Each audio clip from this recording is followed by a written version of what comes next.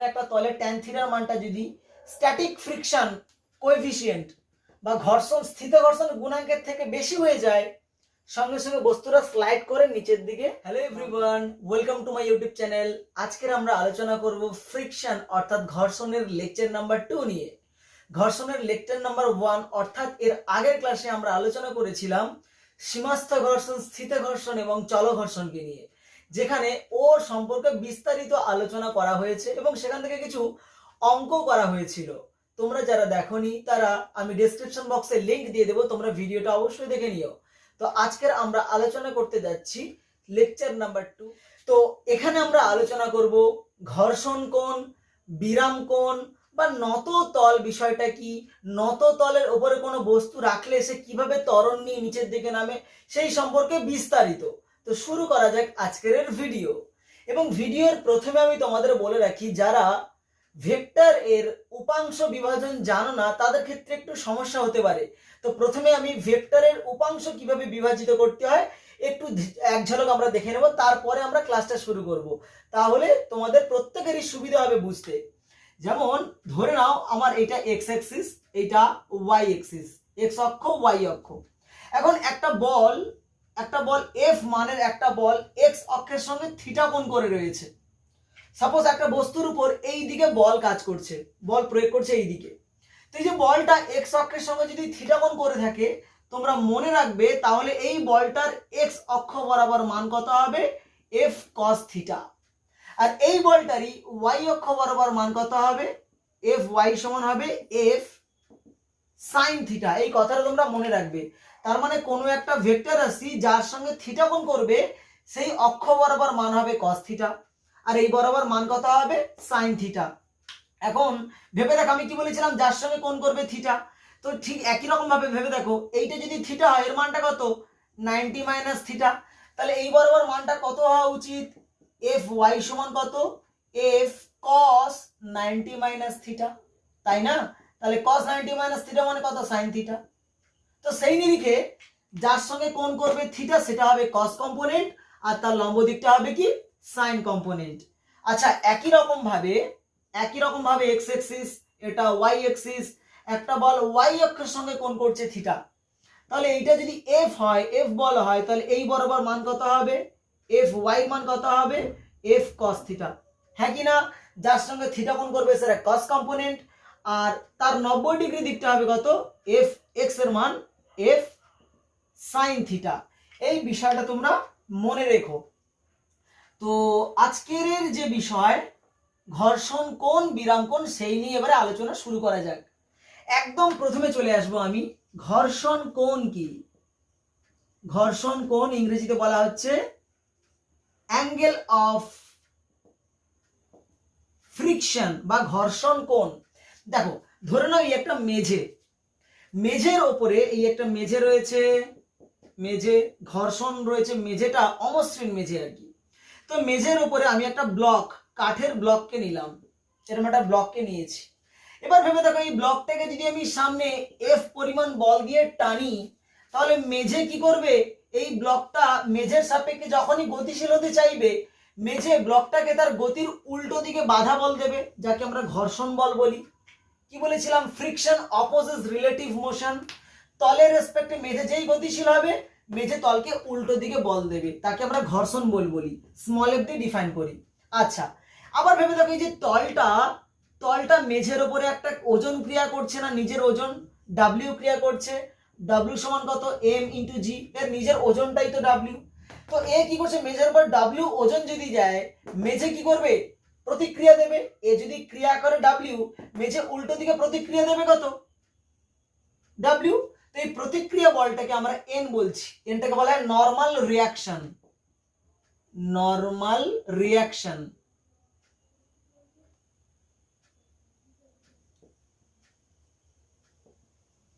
বা লম্ব প্রতিক্রিয়া, তার মানে তলে লম্ব প্রতিক্রিয়া এইটা। এইবারে দেখো তো বস্তুটার ওপরে যে ঘর্ষণ বল আর তলের লম্ব প্রতিক্রিয়া, এই দুজনের যে লব্ধি বল সেটা কোনটা হবে? এইটা হবে সেই লব্ধি বল, যেটাকে আমি আর দিয়ে ডিফাইন করলাম। তো কি বললাম না, কোনো একটা মেঝের উপরে যদি কোনো ব্লক থাকে, তো ব্লকটার ওপর ক্রিয়াশীল ঘর্ষণ বল এবং ব্লকের ওপরে তলের যে লম্ব প্রতিক্রিয়া, এদের দুজনের লব্ধি বলটি লম্ব প্রতিক্রিয়ার সঙ্গে যে কোণ করে সেই কোণটাকেই আমরা কি বলবো? ঘর্ষণ কোণ। এখানে আমরা আলফাটাকে বললাম কি? ঘর্ষণ কোণ বা অ্যাঙ্গেল অফ ফ্রিকশন।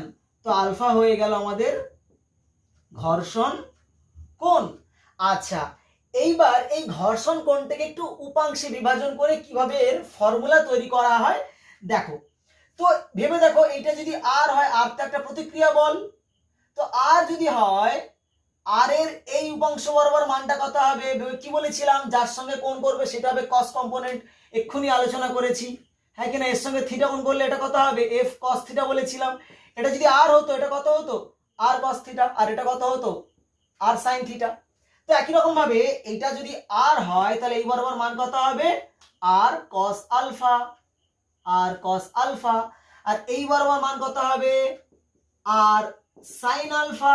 ঠিক কিনা বলো? এইবারে ভাবো যে তার মানে এদিকের যে বল স্মল এফ, ঘর্ষণ বল সমান কত?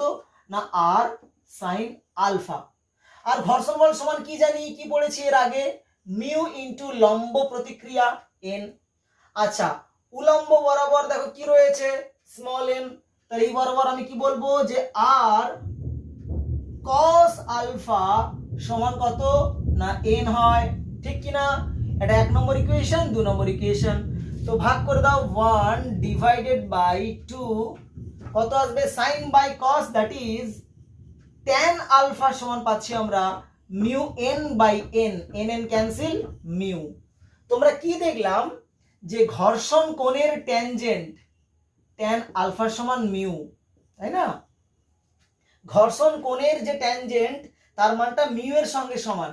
আচ্ছা, যদি ধরে নিই বস্তুটা স্ট্যাটিক কন্ডিশনে রয়েছে, স্থির অবস্থায় রয়েছে, তাহলে আমি এটাকে মিউ এস ও লিখতে পারি। তুমি এখানে মিউ দিলাম, মিউ ইন জেনারেল কেস। তো tan আলফা সমান কি দেখলাম? মিউ।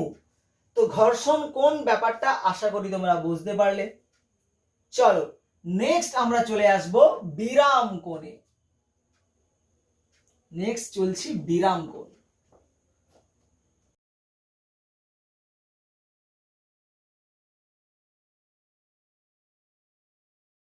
বলা হয় অ্যাঙ্গেল অফ রিপোজ।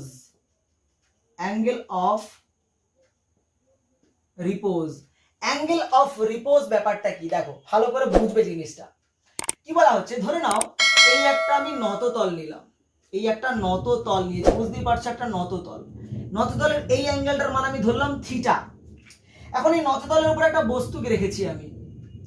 তো এই বস্তুটা রাখছি, দেখছি বস্তুটা নিচের দিকে স্লিপ করে পড়ছে না। আচ্ছা, তার আগে তোমরা আগে বিষয়টা বোঝার চেষ্টা করো। আমি এই যে নততলের উপরে একটা বস্তুকে রাখছি, এই বস্তুটা এর উপর যে বলগুলো ক্রিয়া করে, কিভাবে ক্রিয়া করে, উপাংশে কিভাবে বিভাজন করা হয় সেইটা আগে বোঝো। তো এই নততল, নততলের উপর একটা ব্লক রেখেছি। এই ব্লকটার মাস কত? এম ধরলাম। ব্লকটার উপর ওজন কত কাজ করবে? খাড়াভাবে নিচের দিকে এম ইন্টু জি ক্রিয়া করবে।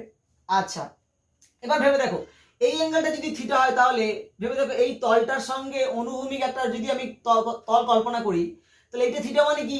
এটাও থিটা হবে। ঠিক কিনা বলো? আচ্ছা, আবার ভেবে দেখো এই যে তলটা নততল, নততলের সঙ্গে এই রেখাটা কি? লম্ব। এই রেখাটা লম্ব। তো ভেবে দেখো এই রেখাটার সঙ্গে এইটা যেহেতু লম্ব, এই অ্যাঙ্গেলটা থিটা, তাহলে এটা কত দাঁড়াবে বলো? 90 মাইনাস থিটা না? 90 মাইনাস থিটা, 90 মাইনাস থিটা। ঠিক কিনা? আচ্ছা, ভেবে দেখো দেখি এই রেখাটা অনুভূমিকটার সঙ্গে এইটা আবার লম্ব, তাহলে এইটা যদি 90 মাইনাস থিটা হয়, তাহলে এটা কত আসবে? টোটালটার মান কত? 90 ডিগ্রি। তাহলে এইটা যদি 90 মাইনাস থিটা হয়, এটা কত আসবে? না 90 মাইনাস থিটা, মাইনাস মাইনাস, তার মানে কত আসবে? থিটা। তো কি দেখলাম? এই উলম্বটার সঙ্গে এই যে তলের লম্ব, নততলের যে লম্ব রেখাটা কত কোণ করে? থিটা কোণ করে। এই বিষয়টা আমাদের মনে রাখতে হবে, পদে পদে কাজে লাগবে। তাহলে এইবার আমি এইটাকে পাশে আমি ভালো করে ছবিটা এঁকে দেখাচ্ছি। এই হচ্ছে নততল, এই নততল, নততলের এই অ্যাঙ্গেলটা ধরেছিলাম থিটা, এখানে ব্লক রয়েছে এম। আচ্ছা, তো এখানে খাড়াভাবে নিচের দিকে ওজন কাজ করছে কত? এম ইন্টু জি। তাহলে নত তলের লম্ব দিক বরাবর যে এই যে রেখাটা কত কোণ করবে, থিটা কোণ করবে। কিভাবে করেছিল আমি দেখিয়েছি এখানে। তো এটা যদি থিটা হয়, এটা এমজি হলে এটা কত হবে, যার সঙ্গে থিটা কোণ করে সেটা কস কম্পোনেন্ট হয় বলেছিলাম, এমজি কস থিটা। আর এই দিকের বলটা কত হবে, এমজি সাইন থিটা। এই বিষয়টা মনে রাখবে। তো এই হচ্ছে নততলের উপরে যদি কোনো বস্তু রাখা হয় যার ভর হচ্ছে এম, তার উপরে এইভাবে ওজন বলগুলো ক্রিয়া করে, MG sine theta, MG cos theta, MG. Clear ব্যাপারটা? এইবারে আমরা চলে আসব বিরাম কোণ বিষয়টাতে। বিরাম কোণ জিনিসটা কি দেখো, ভালো করে বুঝবে। দেখো, ধরে নাও এই হচ্ছে একটা নততল, আমি একটা নির্দিষ্ট কোণে নততল নিয়েছি, তার উপর এখানে একটা ব্লককে রেখেছি। এবার ভেবে দেখো, ব্লকটাকে রাখা মাত্রই কি ব্লকটা নিচের দিকে পড়তে শুরু করবে? নিশ্চয়ই না, ঠিক কি না? যদি ব্লকটাকে এখানে রাখি, ব্লকটা কি করবে, নিচের দিকে পড়ার উপক্রম করবে, হ্যাঁ কি না?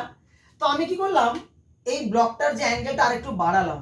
মানে এই ব্যাপারটা কেমন, ধরে নাও আমার এইটা হচ্ছে আমার একটা নততল, নততলের উপরে আমি এখানে একটা মার্কার রাখলাম। তো দেখলাম মার্কারটা রাখার পরেও মার্কারটা পড়ছে না, আমি আরেকটু অ্যাঙ্গেলটাকে বাড়ালাম, তাতেও মার্কারটা পড়ছে না, আরেকটু অ্যাঙ্গেল বাড়ালাম, তাতেও পড়ছে না, আরেকটু অ্যাঙ্গেল বাড়ালাম। এবার দেখছি নততলের উপরে রাখা পেনটা পড়ে যাওয়ার উপক্রম করছে, এখনো পড়ে যায়নি, তবে পড়ে যাবে যাবে করছে। তার মানে কি, মানে নততলের যে সর্বোচ্চ কোণের জন্য নততলের উপরে রাখা পেনটা নিচের দিকে পড়ার উপক্রম করে, সেই কোণটাকেই বলবো আমরা বিরাম কোণ। মানে এখানে ব্যাপারটা বোঝার চেষ্টা করো। যেমন ধরো না, এই একটা নততল, এখানে আমি একটা কাঠের ব্লককে রাখলাম, এই অ্যাঙ্গেলটা ধরে নিচ্ছি 10 ডিগ্রি। দেখলাম ব্লকটা নিচের দিকে পড়ছে না, আমি অ্যাঙ্গেলটা আরেকটু বাড়ালাম, আমি অ্যাঙ্গেলটা আরেকটু বাড়ালাম, আমি এটাকে 15 ডিগ্রি করলাম, তারপরেও দেখছি ব্লকটা নিচের দিকে পড়ছে না, আমি অ্যাঙ্গেলটাকে আরো একটু বাড়ালাম, আমি 20 ডিগ্রি করলাম। যেই মাত্র 20 ডিগ্রি করেছি, তৎক্ষণাৎ দেখছি এই ব্লকটা নিচের দিকে পড়বে পড়বে বলে স্টার্ট করছে। মানে পড়ে যায়নি, তবে পড়বে পড়বে বলে এমন মানে একটা টেন্ডেন্সি তৈরি হয়েছে। তখন বলবো এই 20 ডিগ্রিটাই হচ্ছে এর বিরাম কোণ। ভেবে দেখো, 10 ডিগ্রি যখন ছিল তখন কিন্তু ব্লকটা পড়ে যায়নি, স্থির অবস্থায় ছিল, তাহলে কি বিরাম কোণ বলবো না? তাহলে তো বিরাম কোণ অনেকগুলোকেই বলতে হয়, 10 ডিগ্রিকে বলতে হয়, 15 ডিগ্রিকে বলতে হয়, এগুলোকে কিন্তু আমরা বিরাম কোণ বলছি না। বিরাম কোণ কাকে বলবো, যে নততলের ম্যাক্সিমাম যে কোণের জন্য নততলের উপরে কোনো বস্তু পড়ে যাওয়ার উপক্রম করে, পড়ে যায়নি, মানে যখনই আমি 20 ডিগ্রি থেকে অ্যাঙ্গেলটাকে আরেকটু বাড়াবো, ব্লকটা পড়ে যাবে। তার মানে 20 ডিগ্রিটাই হচ্ছে ম্যাক্সিমাম কোণ, তার থেকে একটু বেশি বাড়িয়ে দিলেই মানে ব্লকটা গতিশীল হয়ে যায়। বোঝা গেল ব্যাপারটা? এই 20 ডিগ্রিটাকেই আমরা কি বলবো, বিরাম কোণ বা অ্যাঙ্গেল অফ রিপোজ। ব্যাপারটা আশা করি বোঝা গেছে তোমাদের। তো তার মানে 10 ডিগ্রি নয়, 15 ডিগ্রি নয়, 20 ডিগ্রি হচ্ছে আমাদের বিরাম কোণ। এখন বিষয়টা কেমন ঘটে দেখো, এইখানে আমি এম ভরের বস্তুকে রেখেছিলাম, বস্তুটার নিচের দিকে ওজন কত বলো, এম ইন্টু জি, এদিকের বল কত, আচ্ছা তলের লম্ব দিকে এই বলটার মান কত হয়, এম জি, তলের লম্ব দিক এইটা, এম জি কস থিটা, এদিকে কত হয়, এম জি সাইন থিটা। আচ্ছা, নততলের উপরে যদি ব্লকটাকে রাখি, ব্লকটা যদি নিচের দিকে পড়ে যাওয়ার উপক্রম করে, ঘর্ষণ কোন দিকে কাজ করবে, তলের একদম উল্টো দিকে, হ্যাঁ কি না? বস্তু যদি এদিকে পড়তে চায়, ঘর্ষণ কোন দিকে কাজ করবে, স্মল এফ এদিকে কাজ করবে, ঠিক কিনা বলো? এবার ভেবে দেখো, যত তুমি অ্যাঙ্গেলটাকে বাড়াচ্ছ বস্তুটা পড়ছে না। আমি প্রথমে দেখিয়েছিলাম না যে 10 ডিগ্রি অবস্থায় বস্তুটা পড়ে যায়নি, তার মানে কি এদিকের যে বল আর উল্টো দিকের ঘর্ষণ বল সমান হয়ে যাচ্ছিল। কোনটাকে আরেকটু বাড়ানো হয়েছিল, 10 ডিগ্রি থেকে বাড়িয়ে কোনটাকে আরেকটু বাড়ানো হয়েছিল, 15 ডিগ্রি করা হয়েছিল। 15 ডিগ্রিতেও দেখছিলাম কি ব্লকটা পড়ে যাচ্ছে না, কেন, আরো একটু উঁচু করেছি, তলটাকে আরেকটু বাড়িয়েছি, মানে তলের যে কোণটা আরেকটু বাড়িয়েছি, তাতেও দেখছি ব্লকটা পড়ছে না, কেন, নিশ্চয়ই উল্টো দিকের যে ঘর্ষণ বলটা এই এমজি সাইন থিটাকে ব্যালেন্স করে দিচ্ছিল। তার মানে যত কোণ বাড়াচ্ছ উল্টো দিকে স্থিত ঘর্ষণের মানটাও আস্তে আস্তে বাড়ছে। এর আগের ক্লাসে আমরা দেখেছিলাম যে স্থিত ঘর্ষণ হচ্ছে সেলফ অ্যাডজাস্টিং, নিজেকে অ্যাডজাস্ট করতে পারে। তুমি যত কোণটার মান বাড়াচ্ছ এমজি সাইন থিটার মান বাড়ছে, সঙ্গে সঙ্গে উল্টো দিকে ঘর্ষণ বলটাও তো বাড়ছে, তাই তো ব্লকটা পড়ে যাচ্ছে না। এভাবে কোনটা বাড়াতে বাড়াতে বাড়াতে বাড়াতে একটা পার্টিকুলার জায়গায় স্থির হয়েছে। যখন ব্লকটা এবার পড়ে যাওয়ার উপক্রম করছে, এখনো পড়ে যায়নি, তার মানে নিশ্চয়ই উল্টো দিকের যে ঘর্ষণ বলটা সেটা বাড়তে বাড়তে বাড়তে বাড়তে স্থিত ঘর্ষণের মানটা বাড়তে বাড়তে ম্যাক্সিমাম মানে গিয়ে পৌঁছে গেছে। এইবারে আর একটু কোণের মান বাড়ালে ব্লকটা গতিশীল হয়ে যাবে, তখন আর স্থিত ঘর্ষণ থাকবে না, গতি ঘর্ষণ হয়ে যাবে। তার মানে যত কোণটার মান বাড়াচ্ছিলে, এদিকে যে বলটা যেমন বাড়ছিল, উল্টো দিকে ঘর্ষণ বলের মানটাও নিশ্চয় তত বেড়েছে, তাই ব্লকটা নিচের দিকে পড়ে যায়নি, ঠিক কিনা? তার মানে কি দেখলাম, যে ঘর্ষণ বল উল্টো দিকে বাড়তে বাড়তে ম্যাক্সিমাম একটা পয়েন্টে গেছে। ওই ম্যাক্সিমাম যে স্থিত ঘর্ষণ, ওটাকে আমরা কি বলছিলাম? সীমাস্থ ঘর্ষণ। তারপরে একটু কোণ বাড়ালেই কি হয়ে যাবে? বস্তুটা গতিশীল হয়ে যাবে। আর বস্তু গতিশীল হয়ে যাওয়া মানে কি? ঘর্ষণ বলটা কি হয়ে যাবে? গতীয় ঘর্ষণ হয়ে যাবে, হ্যাঁ কি না? তার মানে স্থিত ঘর্ষণের যে ম্যাক্সিমাম মান, এর আগের ক্লাসে আমরা গ্রাফেও দেখিয়েছিলাম, মনে করে দেখো। এইরকম স্থিত ঘর্ষণের মান বাড়তে বাড়তে ম্যাক্সিমাম হয়ে যায়, তারপরে গতীয় ঘর্ষণ হয়ে যায়। এই যে স্থিত ঘর্ষণের যে ম্যাক্সিমাম মান, এটাকে আমরা কি বলছিলাম? সীমাস্থ ঘর্ষণ বা লিমিটিং ফ্রিকশন। তো কি দেখলাম, যে বিরাম কোণ অবস্থায়, বিরাম কোণ কোন কোণ না, যেই কোণে ম্যাক্সিমাম, যেই কোণে একটা বস্তু নততলের উপর স্থির থাকে। কেন স্থির থাকে? নিশ্চয়ই এদিকের এমজি সাইন থিটাটা উল্টো দিকে স্থিত ঘর্ষণের যে ম্যাক্সিমাম মান সীমাস্থ ঘর্ষণের সঙ্গে সমান হয়ে গেছে। আমি বলবো এটা যদি বিরাম কোণ হয়, তাহলে এটা হবে কি? F static friction. Static friction বা এটা মানে স্ট্যাটিক ফ্রিকশনের ম্যাক্সিমাম মান লিমিটিং ফ্রিকশন, বা এটাকে আমরা সীমাস্থ ঘর্ষণও বলতে পারি, সীমাস্থ ঘর্ষণ। আচ্ছা, এইবারে এর ম্যাথমেটিক্যাল ইকুয়েশন গুলো কেমন হয় দেখো। তোমরা এখান থেকে আসলে এত কিছু বকাবকি এই কারণে করলাম যে বিরাম কোণের অবস্থায় এদিকের বলটা মানে এদিকের যে এমজি সাইন থিটা উল্টো দিকের স্থিত ঘর্ষণের ম্যাক্সিমাম মান দ্বারা ব্যালেন্সড হয়ে যায়। স্থিত ঘর্ষণের ম্যাক্সিমাম মানকে আমরা সীমাস্থ ঘর্ষণ বলি। আচ্ছা, তাহলে ভেবে দেখো যে ব্লকটার নিচের দিকে তল বরাবর খাড়া কত বল কাজ করছে? MG cos theta. তাহলে এর উল্টো দিকে কত বল কাজ করবে? নর্মাল রিঅ্যাকশন এন, তাই না? আচ্ছা, তাহলে ভেবে দেখো দেখি, বস্তুটা স্থির আছে মানে কি? এদিকের বল সমান এদিকের বল। তো বলবো এমজি সাইন থিটা সমান উল্টো দিকে কত? এফ এস স্ট্যাটিক মানে limiting friction F S. F S সমান কত না মিউ এস ইনটু লম্ব প্রতিক্রিয়া এন, ঠিক কি না? আচ্ছা, আবার ভেবে দেখো এমজি কস থিটাটা কার সঙ্গে সমান? এন এর সঙ্গে এমজি কস থিটা সমান। তো এমজি কস থিটা সমান কত? এন পেয়ে যাচ্ছি।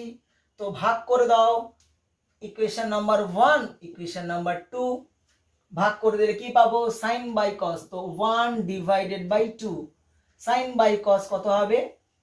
tan থিটা সমান mu S into N divided by N, N N cancel, that is পেয়ে গেলাম tan থিটা সমান মিউ এস। তার মানে কি দেখলাম, যে বিরাম কোণের যে ট্যানজেন্ট tan থিটা তার মানটা মিউ এস এর সঙ্গে সমান। এইটা হলো গল্প। আচ্ছা, অনেক সময় দেয় পরীক্ষায় যে ঘর্ষণ কোণের সঙ্গে বিরাম কোণের সম্পর্ক স্থাপন করো, বা দেখাও ঘর্ষণ কোণ সমান বিরাম কোণ। তো বিরাম কোণ তো বুঝতেই পেরে গেছো, নততলের যে ম্যাক্সিমাম কোণের জন্য নততলের উপরে রাখা বস্তুটা স্থির থাকে, তার থেকে কোণটা বাড়ালেই পড়ে যাবে বস্তুটা, তো তাকে বলি আমরা বিরাম কোণ। তো এখানে ঘর্ষণ কোণ কোনটা? ঘর্ষণ কোণ দেখো একদম ওই অবস্থায় বস্তুটা যদি নিচের দিকে পড়ার উপক্রম করে, ঘর্ষণ কোন দিকে কাজ করে? এদিকে। লম্ব প্রতিক্রিয়া কোনটা? এইটা। তো এই যে ঘর্ষণ বল আর এই লম্ব প্রতিক্রিয়া, এদের যে লব্ধি, আর এইটা লম্ব প্রতিক্রিয়ার সঙ্গে যে কোণ করে তাকে আমরা কি বলতাম? ঘর্ষণ কোণ না আলফা? তোমাকে আলফার সঙ্গে থিটার সম্পর্ক বের করতে বলছে। তাহলে এক কাজ করি, এখান থেকে ঘর্ষণ কোণটা বের করে নি।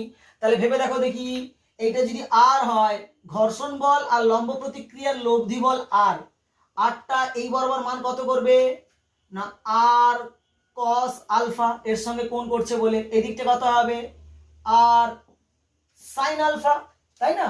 তো আমরা পেয়ে গেলাম এফ এস সমান কত? মিউ এস ইনটু লম্ব প্রতিক্রিয়া ঘর্ষণ বল সমান কত না আর সাইন আলফা।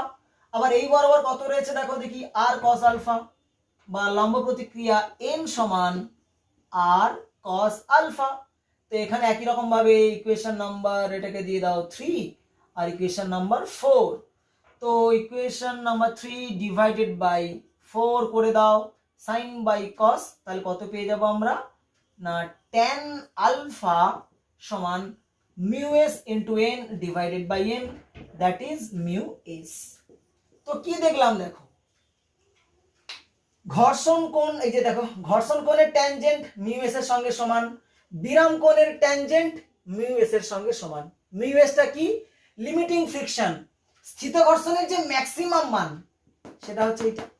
তো আমরা পেয়ে যাচ্ছি এখান থেকে যে ট্যান আলফা সমান ট্যান থিটা, তাহলে আলফা সমান থিটা, এই হচ্ছে আমাদের গল্প। তো কি দেখলাম যে নততল যে কোনো কন্ডিশনের ক্ষেত্রে এটা অ্যাপ্লিকেবল, ঘর্ষণ কোণ এবং বিরাম কোণ পরস্পর নিউমেরিক্যালি গাণিতিকভাবে পরস্পর সমান। তো এই গেল বিরাম কোণের বিষয়। আচ্ছা, তো এরপরে আমরা বিরাম কোণ রিলেটেড কিছু অ্যাপ্লিকেশন দেখে নিই। দেখো, উপাংশ বিভাজনটা ঠিকঠাক করে আশা করি বুঝতে পেরেছো। যদি প্রবলেম হয় ভিডিওটাকে আবার একটু পিছিয়ে তোমরা দেখবে বারবার, আর যদি কোনো প্রবলেম হয় তোমাদের কমেন্ট সেকশনে তোমরা অবশ্যই জানাতে পারো। আচ্ছা, তো কি দেখছিলাম, ঘর্ষণ মানে নততলের ক্ষেত্রে বিরাম কোণের মানটা কি বলেছিলাম। আচ্ছা, বিরাম কোণকে আমরা থিটা আর দিয়েও ডিফাইন করতে পারি। থিটা আরটা কি, বিরাম কোণ, যেই ম্যাক্সিমাম কোণের জন্য বস্তুটা স্থির থাকে তাকে আমরা বিরাম কোণ বলি, থিটা আর। বিরাম কোণ হচ্ছে থিটা আর, বা angle of repose, theta R, R for repose. আচ্ছা, ধরে নাও তুমি এমন একটা নততল নিয়েছো যেই নততলের নতি কোণের মানটা কত, থিটা। ওকে, নতি কোণের মানটা হচ্ছে থিটা। তো এই অবস্থায় এখানে যদি বস্তুকে রাখো, এর উপাংশ বিভাজন করো, এদিকে কত হয় এমজি, এইটা কত হবে এমজি কস থিটা, এদিকে কত হবে এমজি সাইন থিটা। আচ্ছা, আর উল্টো দিকে ঘর্ষণ বলকে আমরা কি বলি, বস্তু যদি নিচে পড়ে যায় ঘর্ষণ উল্টো দিকে স্ট্যাটিক ফ্রিকশন মিউ এফএস। আচ্ছা, এইবার যদি এই রকম হয় ভেবে রাখো, এই যে নতি কোণের মানটা থিটার মানটা যদি অ্যাঙ্গেল অফ রিপোজ বিরাম কোণের থেকে যদি বেশি হয়ে যায়, বিরাম কোণ এমন একটা কোণ যেই কোণে বস্তু স্থির থাকে, যদি বিরাম কোণের থেকে আমি আরো বেশি কোণে রাখি বা সমান রাখি বা তার থেকে কম কোণে রাখি নততলটাকে, তাহলে কি কি ঘটবে তো আমরা আলোচনা করে দিই। এক নম্বর, কেস নাম্বার 1, প্রথমে আমরা ধরছি যে কোনো একটা নততলের থিটার মানটা লেস দেন থিটা আর, নততলের এই কোণের মানটা লেস দেন থিটা আর, বিরাম কোণের থেকে কম কোণে একটা নততলকে রাখা হয়েছে। তো ভেবে দেখো, বিরাম কোণ ধরে নাও এইটা, মানে এই অবস্থায় রাখলে বস্তু পড়ে যায় না, তার থেকে যদি কম কোণে আমি রাখি বস্তুটাকে, মানে নততলটাকে যদি কম কোণে রাখি তো বস্তুটা অবভিয়াসলি পড়বে না, ঠিক কি না। তো আমি বলছি থিটা লেস দেন থিটা আর, তো সেই ক্ষেত্রে আমি কি বলবো যে বস্তু স্থির থাকবে। আচ্ছা, এই হচ্ছে বস্তু স্থির থাকবে, এই একটা কন্ডিশন। বস্তু যদি স্থির থাকে তাহলে তার ত্বরণের মান কত হবে, 0 হবে। আচ্ছা, স্থির থাকছে কেন সেইটাকে তো ভাবো, স্থির থাকছে কেন, তার কারণ বস্তুর এদিকের বল কত এমজি সাইন থিটা, উল্টো দিকের ঘর্ষণ বলের ম্যাক্সিমাম মান কত, সীমাস্থ ঘর্ষণের ম্যাক্সিমাম মান কত, সীমাস্থ ঘর্ষণের ম্যাক্সিমাম মান এফএস, তাই না। তাহলে নিশ্চয়ই এদিকের বলটার থেকে উল্টো দিকের ঘর্ষণ বলটা অনেকটা বেশি, তাই বস্তুটা নিচের দিকে পড়ছে না, ঠিক কি না। তো আমি বলবো যে এমজি সাইন থিটা কত, less than static friction FS, ঠিক কি না। আচ্ছা, স্ট্যাটিক ফ্রিকশন এফএস এর মান কত বলো, পাশে লিখে নি, এফএস এর মান কত না মিউ এস ইনটু লম্ব প্রতিক্রিয়া, এইটা এন, কত না মিউ এস ইনটু এন এর জায়গায় কি লিখবো এমজি cos থিটা, এন এর উল্টো দিকে কে রয়েছে এমজি cos থিটা। আচ্ছা, তো আমরা পাচ্ছি কত যে MG sine theta less than FS এর মান কত না mu S into MG cos theta. MG MG cancel হয়ে যাচ্ছে, এটাকে ভাগ করে দাও, তার মানে পেয়ে যাচ্ছি আমরা tan theta less than mu s. তো কি দেখলাম, দেখো এখানে একটা কন্ডিশন আমরা পেয়ে গেলাম।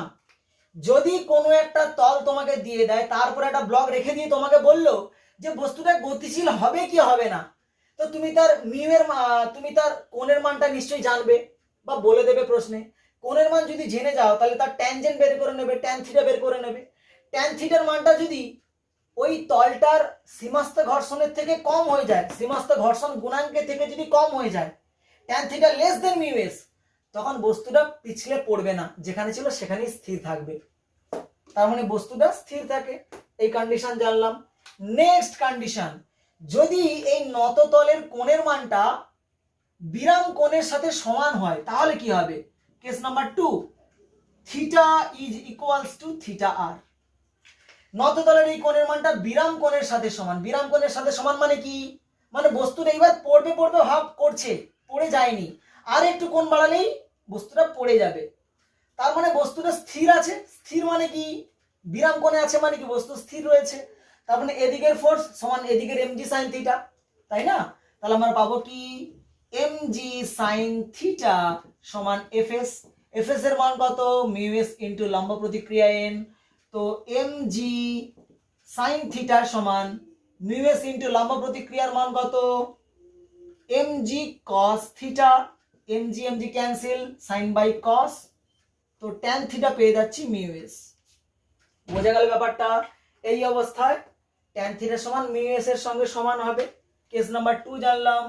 আচ্ছা, নাম্বার 3, 3 নম্বরটা মোস্ট ইম্পর্টেন্ট।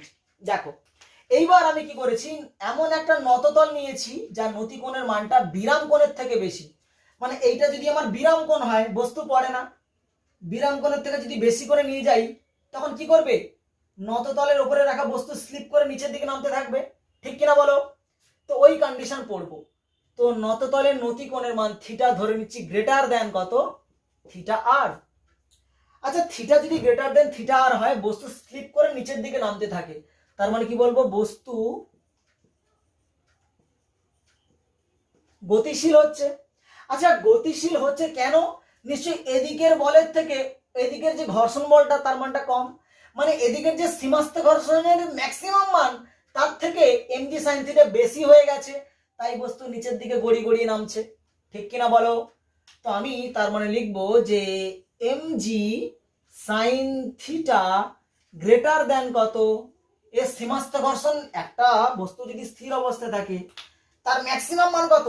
সীমাস্থ ঘর্ষণের যে ম্যাক্সিমাম মান, তোমার স্থিত ঘর্ষণের যে ম্যাক্সিমাম মান, সীমাস্থ ঘর্ষণ বলি যেটাকে, লিমিটিং ফ্রিকশন সীমাস্থ ঘর্ষণ বলি। তো mg sin থিটাটা এদিকের যে স্থিত ঘর্ষণের ম্যাক্সিমাম মান তার থেকে বেশি হয়ে গেছে, তাই বস্তুটা নিচের দিকে পড়বে। আচ্ছা, তো মান বসাও। mg sin theta greater than fs এর মান কত? Mu s into mg cos theta. mg mg cancel, ভাগ করে দাও, তার মানে পাচ্ছি tan theta greater than mu s।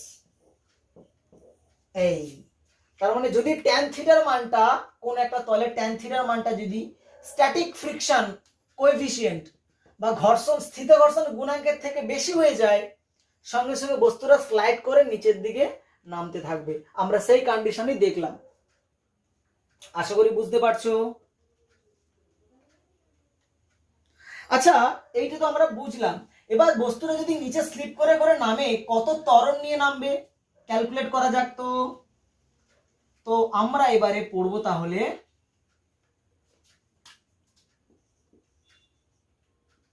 অমসৃণ তলে অমসৃণ নত তলে বস্তুর ত্বরণ বের করব। একটা অমসৃণ বস্তু, এরকম একটা অমসৃণ তল, ওই তলে বস্তু যদি নিচের দিকে নামে তার ত্বরণ কত হবে ভেবে দেখো। বস্তু নিচের দিকে নামছে মানে কি? mg sin থিটাটা তার জন্য দায়ী। mg sin থিটাটা উল্টো দিকের ঘর্ষণ বলের থেকে বেশি হয়ে গেছে, তাই বস্তু নিচের দিকে নামছে। আচ্ছা, তার মানে আমি কি বলবো যে mg sin থিটা মাইনাস উল্টো দিকের ঘর্ষণ বল কত? f। আচ্ছা, যেহেতু বস্তু এবারে গতিশীল হয়ে গেছে, তাহলে আর আমরা এফ এস বসাবো না, বস্তু তো নিচের দিকে গড়িয়ে গড়িয়ে পড়ছে, তো তো এফ এস না দিয়ে আমরা কি বলবো, এফ কাইনেটিক ফ্রিকশন, গতীয় ঘর্ষণ। তো mg sin থিটা মাইনাস উল্টো দিকের ঘর্ষণ বল এফ কে সমান কত, এর উপর লব্ধি বল ভর গুণিতক ত্বরণ m ইনটু a। তো এখান থেকে আমরা ত্বরণের মান আরামসে পেয়ে যাব। তো a সমান পাচ্ছি আমরা, বা m ইনটু a লেখো, m ইনটু a সমান mg sin theta minus f এর মান কত, মিউ কে ইনটু n। তাহলে লম্ব প্রতিক্রিয়ার মান কত, এইটা যদি n হয় এর উল্টো দিকে কত হয়েছে mg cos থিটা। তো mg sin theta minus mu K into mg cos theta.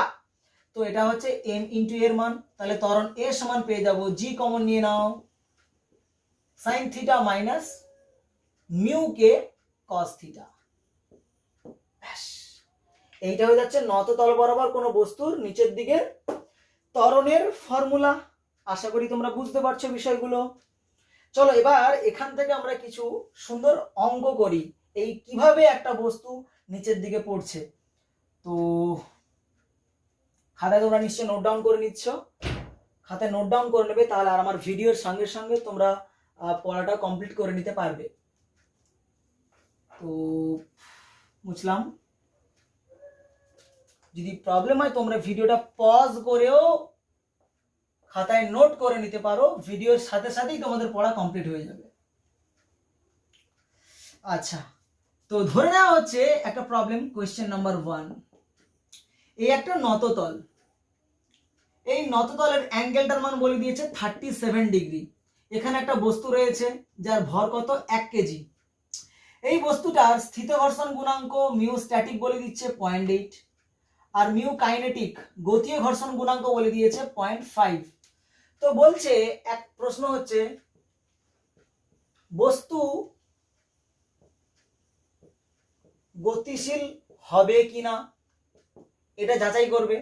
2 নম্বর বলছে ঘর্ষণ বল কত। 3 নম্বর তলের লব্ধি বল বস্তুর ওপর কত হবে, এই হচ্ছে প্রশ্ন। আর 4 নম্বর দিয়ে দাও এখান থেকে ত্বরণের মানটা কত, বস্তুর ত্বরণ কত। এখন ভেবে দেখো বস্তু আগে নিচের দিকে পড়ছে কি পড়ছে না সেটা বের করি। আমি তো জানি যে ট্যান থিটার মানটা যদি গ্রেটার দেন মিউ স্ট্যাটিক হয়ে যায় তখন বস্তুটা পড়ে, আমি তো এর আগেই আলোচনা করেছি। তো দেখা যাক কি ঘটছে এখানে। তো ভেবে দেখো এখান থেকে ট্যান 37 ডিগ্রির মান কত। আচ্ছা 37 খুব বিখ্যাত একটা অ্যাঙ্গেল, হ্যাঁ কি না।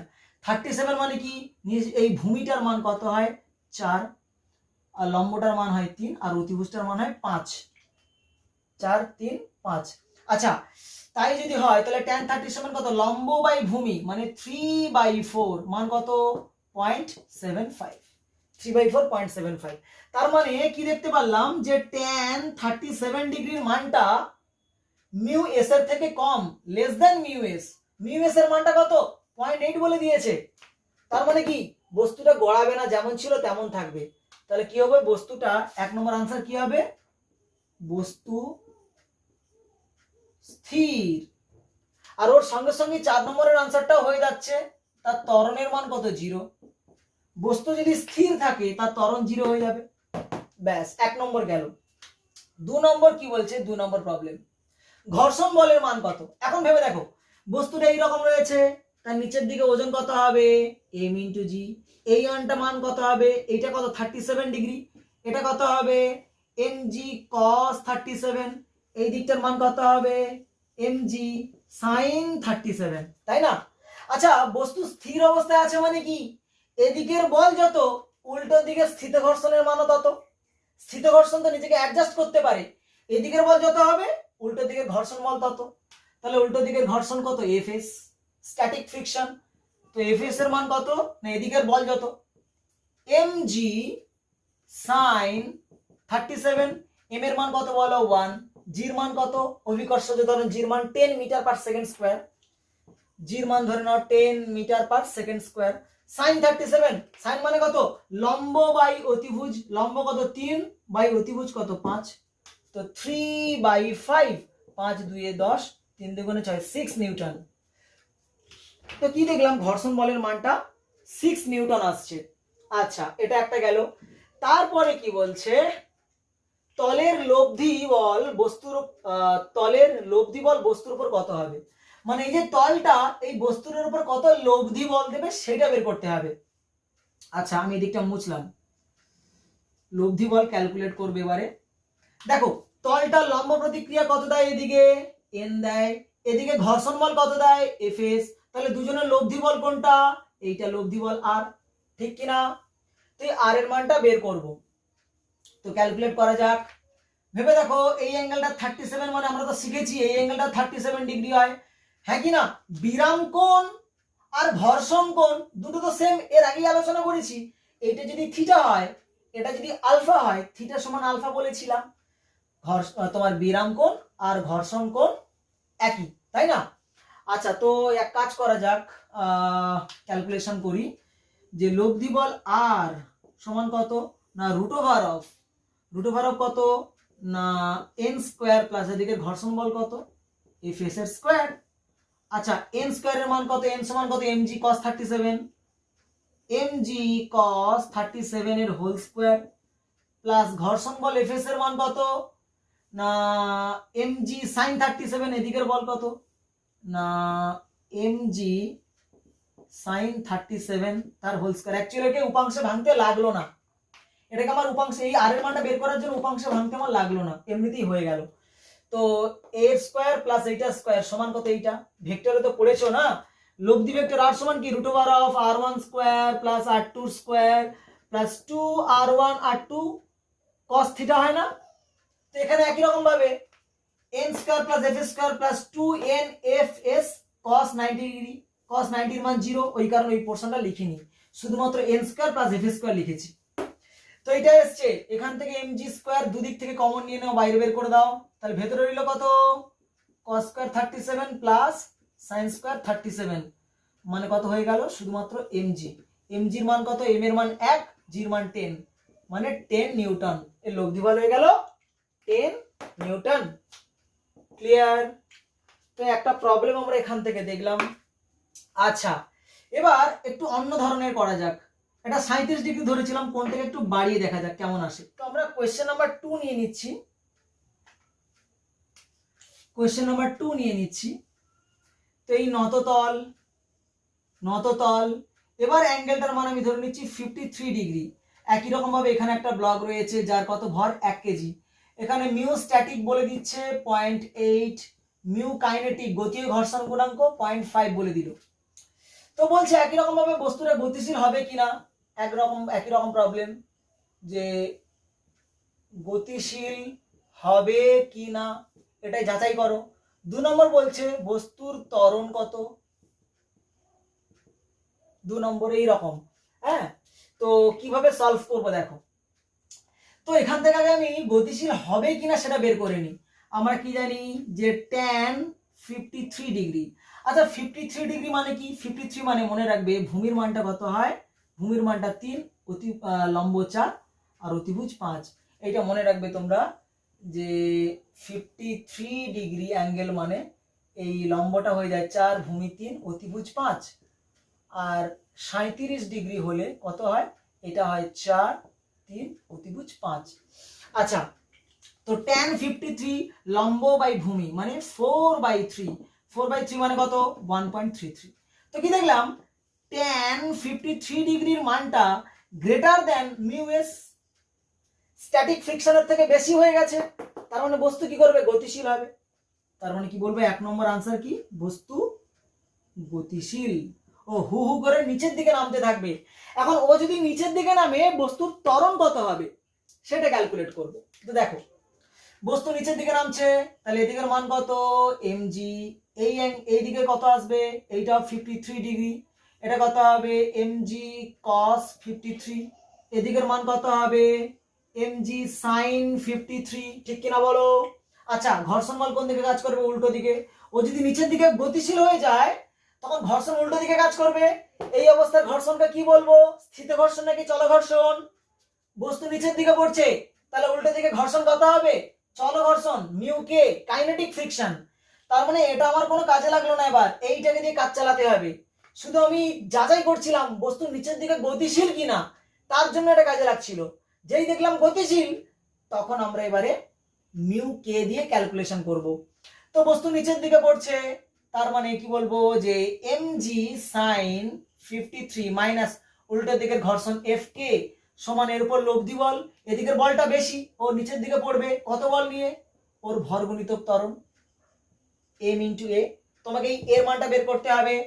তো ভেবে দেখো এখান থেকে a সমান কত না mg sin 53 মাইনাস Fk এর মান কত না মিউ কে ইন্টু লম্ব প্রতিক্রিয়া, তাহলে লম্ব প্রতিক্রিয়ার মান কত, দেখো এখানে পাশে করে দিই, Fk সমান কত মিউ কে ইন্টু এন।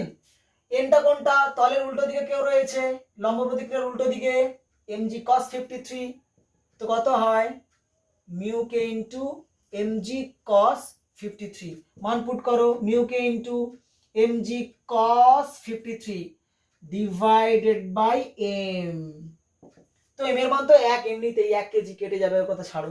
তো জির মান কত, জির মান অভিকর্ষজ ত্বরণ 10, sin 53 ডিগ্রি মান কত, sin থিটা মানে কত লম্ব বাই অতিভুজ, মানে কত পাচ্ছি 4/5, 4/5 মাইনাস মিউ কে এর মান কত বলো 0.5 ইন্টু এম এর মান তো কেটে যাচ্ছে, এম কমন নিলে, জির মান কত 10, cos 53 ডিগ্রি মান কত ভূমি বাই অতিভুজ 3/5, তো 3/5, তো কি হচ্ছে তাহলে দেখো 5 2 10 আর 5 2 10, তো হলো কত 4 2 8, 8 মাইনাস কত আসছে 5 2 এখানে কত 0.5 মানে হাফ, 2 কাটলো 3, 8 মাইনাস 3 মানে 5 মিটার পার সেকেন্ড স্কোয়ার। তো দেখলাম কত বস্তু নিচের দিকে ত্বরণ 5 metre per second square, 5 metre per second square. আশা করি বোঝা যাচ্ছে কিভাবে সলভ করছি অঙ্কগুলো। আচ্ছা, এখান থেকে এই নততলের আরো একটা বেশ ইম্পর্টেন্ট প্রবলেম কিন্তু প্রায় পরীক্ষাতে দেয়, প্রায় পরীক্ষাতে দেয় কিভাবে। আচ্ছা, এই অঙ্কটা আমি মুছে ফেললাম। এই অঙ্কটাকেই যদি তোমাকে বলতো, এই অঙ্কটাতেই তোমাকে যদি বলতো যে নত তল বরাবর বস্তুটা যদি পিছলে যখন নিচের দিকে নামলো তার বেগ কত হলো, তো আমি কি বলেছিলাম এটা কত অ্যাঙ্গেল ছিল 53, এটা কত ছিল 3 4, এটা কত 5 মিটার ছিল। আচ্ছা, বস্তুটা এখান থেকে একদম কোথায় নেমেছে এখানে, বলো নততলের শীর্ষবিন্দু থেকে একদম নততলের পাদদেশ যখন পৌঁছলো বস্তুটা, এখানে বেগের মান কত হবে, অন্তিম বেগের মান কত হবে, এমনও প্রশ্ন দিতে পারে। তো বেগের ফর্মুলা লাগিয়ে দেবে, ফর্মুলা কি ভি স্কয়ার সমান ইউ স্কয়ার প্লাস টুয়াইস এ এস। ইউর মানটা কত, এখানে ইউর মান প্রাথমিক বেগের মান 0, তো এখানে টি যেহেতু নেই, সময়ের কোনো গল্প নেই, তাই টি দিয়ে আমরা যে ইকুয়েশন গুলো আছে সেগুলোকে অগ্রাহ্য করেছি। ভি স্কয়ার সমান A square plus twice A S, তো ভি সমান কত root over of twice S, হ্যাঁ কি না, রুট ওভার অফ 2 ইন্টু ত্বরণের মান কত পেয়েছিলাম 5 ইন্টু এস এর মানটা কত, কত পদ এসছে 5 মিটার, তো 5 মানে দুটো 5 মানে 5√2, এত হয়ে যাবে মিটার পার সেকেন্ড। তো এরকম করে বেগের মানও চাইতে পারে, আমি অনায়াসে বের করে নিতে পারবো। আচ্ছা, তোমাকে এমন বললো যে কত সময় লাগছে অতিক্রম করতে, কত সময় লাগলো, তো টি সমান s by v, s by v, s মানে কত 5/ভি, বেগের মান বসিয়ে দেবো, তেমন করেও তোমাকে প্রশ্ন দিতে পারে। তো আরামসে এগুলো সলভ হয়ে যাবে আশা করি। চলো এরপর নেক্সট একটা বেশ ভালো প্রবলেম দিয়ে শেষ করা যাক ভিডিও, বেশি লেন্দি করবো না ভিডিওটাকে। তো কোয়েশ্চেন নাম্বার 4, আচ্ছা বলে দিল যে একটা নততল, এরকম একটা নততল, একই দৈর্ঘ্যের আরো একটা নততল এখানে কল্পনা করা হচ্ছে, ঠিক বলছে। প্রশ্ন হচ্ছে এইখানে যে মসৃণ তলের তুলনায় অমসৃণ নততলে বস্তু নামতে সময় নেয় n গুণ, তবে দেখাও অমসৃণ তলের ঘর্ষণ গুণাঙ্ক মিউ সমান n square minus 1 by n square into tan theta. এই অ্যাঙ্গেলটা বলে দিয়েছে তোমাকে থিটা। প্রশ্নটা দেখো, মসৃণ তলের তুলনায় অমসৃণ তলে বস্তু নামতে সময় নেয় n গুণ, তবে দেখাও অমসৃণ তলের ঘর্ষণ গুণাঙ্ক মিউ সমান n square minus 1 by n square into tan theta. কিভাবে সলভ করব প্রবলেমটা দেখো ভালো করে। তো ধরে নিচ্ছি এটা হচ্ছে মসৃণ তল, এটা মসৃণ আর এটা হচ্ছে অমসৃণ। অমসৃণ তো দুটো একই রকমই, এর অ্যাঙ্গেল থিটা। তবে এখান থেকে বস্তুটা নিচে নামতে যে সময় নেয়, ধরে নিচ্ছি টি সময় নেয়, আর এখান থেকে এই অবধি আসতে সময় নিচ্ছে কত, টি প্রাইম। ওকে, অমসৃণ তলে সময় নিচ্ছে টি প্রাইম। তো প্রশ্ন অনুযায়ী কি পাচ্ছি আমরা, যে টি প্রাইম সমান n ইন্টু টি। প্রশ্ন তো তাই বলে দিয়েছে, অমসৃণ তলের তুলনায় মসৃণ তলে বস্তু নামতে সময় নেয় কত, n গুণ। তাহলে টি প্রাইমের মানটা অবশ্যই ঘষা খেতে খেতে খেতে খেতে খেতে খেতে খেতে খেতে ছিঁড়ে টিড়ে যখন নিচের দিকে নামবে তখন এত বেশি সময় নেবে, এর থেকে বেশি সময় নেবে, তো n ইন্টু টি সময় নিচ্ছে। আচ্ছা, তো আমাকে মিউর মান বের করতে বলছে। তো দেখো, এর যতটা দৈর্ঘ্য, বস্তু যতটা দৈর্ঘ্য নিচের দিকে নামবে, এখানেও সেই তত দৈর্ঘ্য নিচের দিকে নামবে। তাহলে আমরা ফর্মুলা লাগাবো এস সমান কত, ইউটি, এখানে সময়ের গল্প রয়েছে, তো এস সমান ইউটি প্লাস হাফ এ ইন্টু টি স্কয়ার লাগিয়ে দাও। প্রাথমিক বেগ ইউর মানটা 0, তাহলে এস সমান কত না হাফ এ ইন্টু টি স্কয়ার। তাহলে এখান থেকে টি স্কয়ার সমান 2s বাই এ, তাহলে টি সমান পেয়ে যাব রুট 2s বাই এ। আচ্ছা, তো ভেবে দেখো, এই যে টিটা আমি ধরে নিচ্ছি এটা মসৃণ তলের টি, তাহলে এই অবস্থায় টির জায়গায় লিখবো আমি 2s বাই এ। আর অমসৃণ তলে, এটা মসৃণ তল লিখে নিচ্ছি, এটা মসৃণ তল। অমসৃণ তলে কত হবে, সময়টা কত নিচ্ছিল টি প্রাইম সমান কত হবে রুট 2s, এখানে s এসছে, এখানেও সেই একই পদ এসছে, তো 2s বাই এ। এ যদি এখানে যদি বস্তুটা এ ত্বরণ নিয়ে নিচের দিকে নামে, এখানে কত ত্বরণ নিয়ে নামবে, নিশ্চয়ই এ ত্বরণ নিয়ে নামবে না, অন্য কোনো ত্বরণ নিয়ে, ধরে নিচ্ছি এ প্রাইম ত্বরণ নিয়ে নামছে, তাহলে এখানে লিখে দাও এ প্রাইম। ওকে, আচ্ছা, এখানে আরো একটা কথা বলে রাখি, বস্তুটা যখন নিচের দিকে নামছে এই বরাবর, এদিকের মান কত হয়, এদিকের অভিকর্ষজ ত্বরণ কত হয় জি, এদিকে কত হয়, এই অ্যাঙ্গেলটা থিটা হলে জি কস থিটা, আর এদিকে কত হয় জি সাইন থিটা, তাই না? তার মানে মসৃণ তলে যখন বস্তুটা নিচের দিকে নামছে তার ত্বরণ কত হচ্ছে এ সমান জি সাইন থিটা। কিন্তু এই বরাবর ত্বরণের মান কত, এ প্রাইমের মান কত, এখানে ক্যালকুলেট করে নাও, কাজ হালকা হয়ে যাবে। তাহলে বস্তু নিচের দিকে নামছে, ব্লক এখানে, এদিকের বল কত বলো না এম জি, আমি যদি এমনি বল বলি আর কি, কত এম জি সাইন থিটা, উল্টো দিকে ঘর্ষণ বল কত এফ কে, তাই না?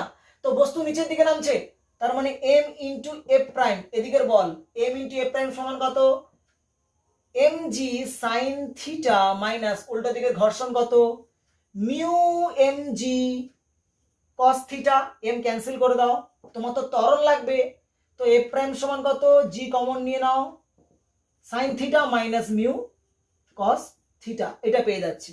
মান পুট করো ফটাফট, টি প্রাইমের মান কত বলো root 2s by F prime সমান কত না n ইন্টু টির মান কত রুট 2s বাই ত্বরণ হচ্ছে a, তো s রুটের মধ্যে 2s ক্যান্সেল হয়ে যাচ্ছে, দুদিকে স্কোয়ার করে দাও, তাহলে 1 বাই এফ প্রাইম সমান কত n square into 1 by a হয়ে যাবে। তো এফ প্রাইমের মান পুট করো, কোনাকুনি গুণ করে দিলে a সমান পেয়ে যাচ্ছি কত n square into F prime, মানে n স্কয়ার ইন্টু এফ প্রাইমের মান পুট করো g ইন্টু কত sign theta minus mu cos theta. আচ্ছা, এর মান কত পেয়েছিলাম, এই বরাবর মসৃণ তলে ত্বরণের মান কত g সাইন থিটা ছিল, এই বরাবর ক্যাচা ভাবে পড়ছে, তো g সাইন থিটা সমান n square g into sign theta minus mu cos theta, এখান থেকে জি জি ক্যান্সেল হয়ে যাচ্ছে, তাহলে আমার দরকার মিউ, ভাগ করে দাও, তাহলে পাচ্ছি কত এ সাইন দিয়ে ভাগ করে দিলে, দুদিকে সাইন দিয়ে ভাগ করে দাও, তাহলে 1 সমান n স্কয়ার ইন্টু সাইন দিয়ে ভাগ করে দিলে 1 মাইনাস মিউ, আর সাইন বাই কস হয়ে যাবে, মানে হয়ে যাবে কত কস বাই সাইন, সাইন দিয়ে ভাগ করছো কস বাই সাইন মানে হয়ে যাবে কত কট থিটা, এইটা হয়ে গেল। আচ্ছা এদিকটা একটু আমাকে মুছতে হবে। আচ্ছা দেখছি, একটু মুছতে হবে আমাকে। তো কত হচ্ছে দেখো দেখি না, 1 মাইনাস মিউ কট থিটা সমান কত, 1/n স্কোয়ার, 1/n স্কোয়ার। তো এখান থেকে শুধুমাত্র মিউ কট থিটা সমান কত, 1 মাইনাস 1/n স্কোয়ার, তাই না? আচ্ছা কট থিটা মানে কত, মিউ কট থিটা সমান কত, 1/tan থিটা সমান কত, n square minus 1/n square. পাশে ক্যালকুলেশন করে দিই, তো মিউ সমান পেয়ে যাব n square minus 1/n square into tan theta. দেখা যাচ্ছে? হ্যাঁ দেখা যাচ্ছে। তো এইভাবে আমরা সলভ করব। তো এখান থেকে না অনেক সময় প্রবলেম দিয়ে দেয় যে মসৃণ তলের তুলনায় অমসৃণ তলে একটি বস্তু নামতে দ্বিগুণ সময় নেয়, তাহলে ঘর্ষণ গুণাঙ্কের মান কত হবে, এমন অঙ্ক থাকে। থিটার মান বলে দেবে, তুমি ট্যানের মানটা পেয়ে যাচ্ছ। বলছে দ্বিগুণ সময় নিচ্ছে অমসৃণ তলে, তার মানে এর এর মান কত হয়ে যাবে, 2 হয়ে যাবে। তো সেখান থেকে বসিয়ে তোমরা এই ফর্মুলাটা মনে রাখতে পারো, কাজে লাগবে, এটা খুব কাজের জিনিস। n square minus 1/n square into tan theta, এই ফর্মুলাটা মনে রাখবে। মসৃণ তলের তুলনায় যদি বেশি সময় নেয় n গুণ, তার ঘর্ষণ গুণাঙ্কের ফর্মুলা কাজে লাগে। শর্টকাট অনেক অঙ্কে কাজে লাগে এইটা। তো এই ছিল আজকের মোটামুটি ভিডিও। আমরা এরপরে আরো বিস্তারিত ঘর্ষণ রিলেটেড অনেক প্রবলেম নিয়ে আসবো। তো চ্যানেলটাকে তোমরা ফলো করতে থাকো। দেখা হচ্ছে নেক্সট ভিডিওতে।